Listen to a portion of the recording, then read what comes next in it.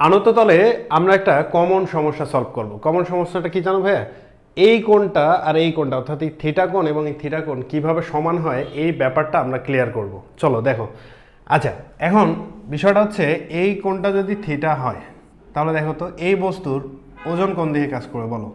ওজন হচ্ছে একদম খাড়া নিচের দিকে, তাই তো?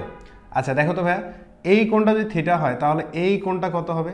এই কোণটা অবশ্যই 90 ডিগ্রি হবে। তাহলে দেখো আমরা ধরে নিলাম এই কোণটা হচ্ছে এক্স কোণ। তাহলে এখানে এক্স কোণটা কত বলো? এক্স কোণটা হচ্ছে একটা ত্রিভুজের তিন কোণের সমষ্টি কত বলো?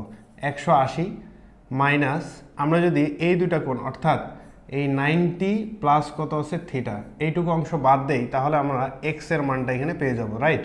তাহলে দেখো তো কি বলা যায়, 180 মাইনাস কত আছে 90 মাইনাস কত আছে থিটা। আচ্ছা এখানে হচ্ছে মাইনাস থিটা। তাহলে দেখো এখান থেকে আমরা 180 থেকে 90 বাদ দিলে কত হয়? 90 মাইনাস কত আছে থিটা। তাহলে এক্স এর মান কত হলো ভাইয়া? এক্স এর মান হচ্ছে 90 মাইনাস হচ্ছে থিটা।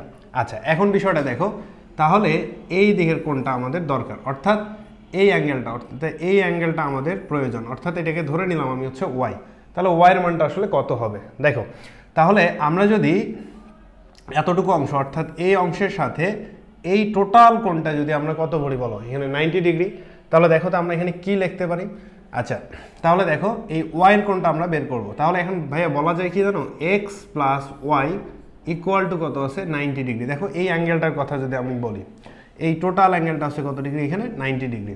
তাহলে দেখো তো আমি যদি মান বসাই অর্থাৎ এক্স এর মান যদি আমরা এখানে বসাই 90 মাইনাস কত আছে থিটা প্লাস কত আছে ওয়াই ইকুয়াল টু কত আছে 90 ডিগ্রি, রাইট? তাহলে এখন দেখো একটা জিনিস আমরা দেখি। আচ্ছা এটাকে আমরা এই দিকে করে দিই। তাহলে ওয়াই ইকুয়াল টু 90 মাইনাস কত আছে এক্স। তাহলে কি লেখা যাবে? 90 মাইনাস এক্স এর মান কত বলো? এক্স এর মান হচ্ছে 90 মাইনাস থিটা। তাহলে এখন দেখো 90 মাইনাস 90 প্লাস কত আছে থিটা। তাহলে 90 এবং 90 আমরা কেটে দেই।